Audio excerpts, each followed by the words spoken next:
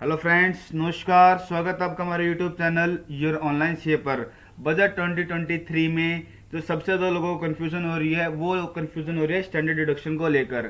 काफ़ी लोगों को लग रहा है कि स्टैंडर्ड डिडक्शन जो है 50,000 से बढ़ाकर 52,500 कर दी गई है। वो 52,500 कौन सी अमाउंट है वो वीडियो में आपको बताऊंगा। और मैं आपको टैक्स कैलकुलेट करना बताऊंगा। एक्सेल में आप कैसे खुद से अपना टैक्स कैलकुलेट कर सकते हैं नए रिजीम के साथ में। तो फ्रेंड्स, वीडियो शुरू करते हैं। वीडियो शुरू करने से पहले अगर मैं आपने मेरे चैनल को सब्सक्राइब नहीं किया है तो प्लीज़ चैनल को सब्सक्राइब करें और बेल आइकन को दबाना ना भूलें। तो चलिए वीडियो शुरू करते हैं। ये हमने ओपन कर रखी है बजट स्पीच। पॉइंट नंबर 149 में यहाँ पर सबसे ज़्यादा लोगों को कन्फ्यूजन हुई है। 149 पॉइंट ये कहता है, my third proposal is for the salary class and the pensioner including family pensioner for whom I propose to extend the benefit of standard deduction to new tax regime. Each salary person with an income of 15.5 lakh और more will thus stand to benefit by 52,500 रुपये। इस line का क्या मतलब निकलता है यहाँ पर, यानी कि जो नए रिजीम में यहाँ पर एंटर होते हैं उनको क्या है यहाँ पर फैमिली पेंशनर हो और यहाँ पर सैलरी पर्सन है तो उनको स्टैंडर्ड डिडक्शन का यहाँ पर बेनिफिट मिलेगा। जो पहले यहाँ पर नए रिजीम में आते थे उनको स्टैंडर्ड डिडक्शन यहाँ पर नहीं मिलती थी। अब क्या जो नए रिजीम में आएंगे यहाँ पर उनको फैमिली पेंशनर और यहाँ पर उसको स्टैंडर्ड डिडक्शन मिलेगी। किसको?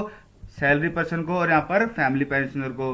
और फिर इस लाइन के बारे में बात करते हैं। यहाँ पर क्या कहता है वो, अगर each salary person with an income of 15.5 lakh, जिसकी कोई भी पर्सन सैलरी पर्सन जिसकी इनकम 15.5 लाख से ज्यादा है तो उसको बेनिफिट कितना होगा? 52,500 का होगा। यानी कि स्टैंडर्ड डिडक्शन तो आपकी 50,000 की है, जो उसको बेनिफिट होगा वो 52,500 का। वो 52,500 का बेनिफिट कैसे होगा वो आपको मैं एक्सेल में कैलकुलेट करना बताता हूँ। तो चलिए एक्सेल पे चलते हैं। इसे हम एग्जांपल के थ्रू समझते हैं। फॉर एग्जांपल एक एक्स पर्सन है, उसकी सैलरी फाइनेंशियल ईयर 22-23 में जो सैलरी है उसकी 16 लाख रुपए है और उसकी फाइनेंशियल ईयर 23-24 में सैलरी उसकी भी 16 लाख रुपए है। लेकिन उसे यहाँ पर स्टैंडर्ड डिडक्शन कितनी मिल रही है? 50,000 रुपए की स्टैंडर्ड डिडक्शन मिल रही है। तो नेट सैलरी यहाँ पर कितनी है? उसकी 15,50,000 रुपये हो जाएगी। यहाँ पे उसने कोई सेविंग नहीं कर रखी है, आपको उस पर टैक्स कैलकुलेट यहाँ पे करना है।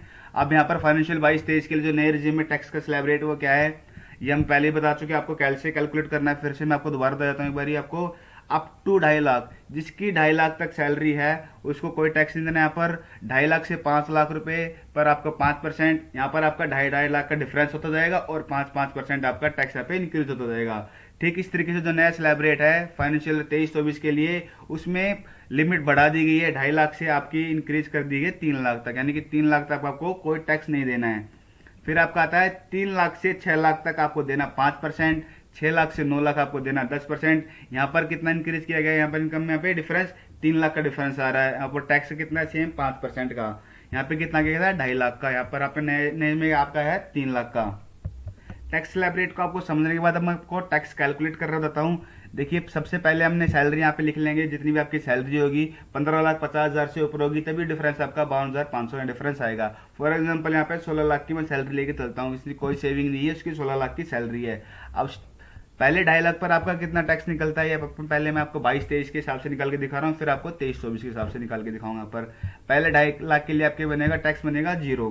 फिर अगले आपका 2.5 लाख के लिए 2.5 लाख से 5 लाख तक आपका कितना बनता है? यहाँ पर 5%, ये आपका 5% आ जाएगा। ऐसे करते करते आपको आना फिर अगले 2.5 लाख पर टैक्स हमें इसी तरीके से कैलकुलेट करना है। यहाँ पर ये आपका आ रहा है 2.5 लाख पर, ये आपका 10% आ गया आपका ये। फिर अगले 2.5 लाख आपका कितना है? 15% है। अगले 2.5 लाख पर हमने 15% निकाला है। फिर अगले 2.5 लाख पर आपका 20%। इसी तरीके से आपको निकालना है जब तक आपकी 16 लाख की टोटल इनकम नहीं हो जाती है। यहाँ तक हमारा कितना टोटल हो चुका है? ये टोटल मेरा आ चुका है 15 लाख का टोटल आ चुका है। यानी कि सैलरी मेरी कितनी? 16 लाख। तो डिफरेंस मेरा अब कितना बचा? 1 लाख का बचा। 1 लाख पे मेरा कितना निकलेगा? यहाँ पे 30%, क्योंकि 15 लाख से ऊपर हो चुका है तो यहाँ पे 30% निकलेगा। इसका 30% कितना आ गया? मेरा 30,000 रुपये आ गया। अब मेरा जो टोटल टैक्स कितना हो चुका है मैं टोटल कर दूंगा यहाँ से। टोटल आप देख सकते हैं 2,17,500 रुपये, यानी कि टोटल मेरा टैक्स आ गया ये 2,17,500 का टैक्स यहाँ पर आ गया है। अब नए स्लैब रेट से बात करते हैं इसकी। 16 लाख रुपए मेरी सैलरी है, स्टैंडर्ड डिडक्शन मेरे को यहाँ पे कितनी मिल रही है? 50,000 रुपये की। तो जो नेट सैलरी मेरी आ गई यहाँ पर 15,50,000 की। अब मेरे को टैक्स जो निकालना है 15,50,000 रुपये निकलेगा मेरे यहाँ पे। अब इसी तरीके से 3 लाख तक आपका नील है, नए स्लैब रेट के हिसाब से निकालेंगे। अगर 3-3 लाख का डिफरेंस लेंगे, 3 लाख पे मेरा कितना है? अगले 3 लाख पे ये 5% है, यहाँ पे 5% मैंने लगा दिए। फिर अगले 3 लाख पे निकाला मैंने 10% का, इसी तरीके से आपको निकालना अगले 15%, फिर आपको 20%, फिर आपको ये 30%, क्योंकि 30% सिर्फ कितना बचा आपका 50,000। यहाँ पे आप टोटल करेंगे तो ये 15 लाख आपका हो चुका है। टोटल सैलरी आपकी कितनी बची थी नेट पे 15,50,000, तो 15 लाख यहाँ पे कैलकुलेट कर चुके हो, बचा कितना 50,000 रुपये। अब 50,000 आपको कितना निकालना है, यहाँ पे 30% निकालना है, क्योंकि 15 लाख से ऊपर जा चुके हैं यहाँ पर। तो इस केस में आपका टोटल टैक्स कितना हो गया, टोटल टैक्स यहाँ पे कैलकुलेट करेंगे तो टोटल टैक्स आपका गया 1,65,000 रुपये। यानी कि डिफरेंस जो आया, आप इन दोनों का डिफरेंस निकालोगे, माइनस करोगे, 217 में से आप 1,65 माइनस करोगे, तब आपका डिफरेंस निकलता है 52,500 रुपये का। यानी कि जो 52,500 की यहाँ पर बात की गई है वो डिफरेंस की बात की है। अगर आपकी सैलरी 15,50,000 से ज़्यादा है, नए स्लैब रेट के हिसाब से आप निकाल के चेक करते हो, तब आप स्टैंडर्ड डिडक्शन लेने के बाद जो डिफरेंस आएगा, जो बेनिफिट होगा आपको, उसका बेनिफिट होगा 52,000 आपको 500 रुपये का यहाँ पे बेनिफिट होगा। पॉइंट बिल्कुल सिंपल है। यहाँ पर स्टैंडर्ड डिडक्शन यहाँ पे अलाउ की गई है नए रिजिम में। अगर आप जा रहे हो टैक्स में, पहले वो नहीं थी, अब वो यहाँ पे दे दी गई है। स्टैंडर्ड डिडक्शन आपकी सेम है, 50,000 की स्टैंडर्ड डिडक्शन आपको मिलेगी नए टैक्स रिजिम में। और जिसकी सैलरी यहाँ पर 15,50,000 से ज्यादा है जिस पर्सन की, उसको जो बेनिफिट होगा इसका, वो बेनिफिट होगा 52,500 रुपये का। अगर आपको बजट स्पीच आपको डाउनलोड करनी है तो सिंपल आप गूगल से डाउनलोड कर सकते हैं। गूगल पे आपको डायरेक्ट लिखना है बजट 2023 पीडीएफ, आप पहले ही इस पर क्लिक करके आप वहाँ से डाउनलोड कर सकते हैं। पीडीएफ में यहाँ से आप डाउनलोड कर सकते हैं।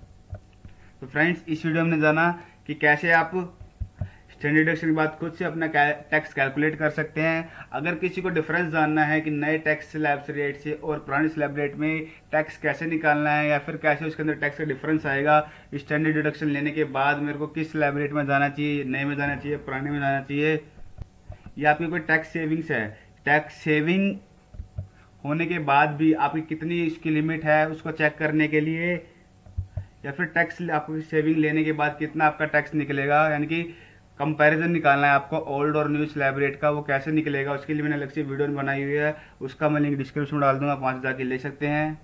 तो फ्रेंड्स, आज की वीडियो में बस इतना ही। अगर आपको वीडियो अच्छी लगी तो प्लीज़ वीडियो को लाइक करें और चैनल को सब्सक्राइब करें। Thank you.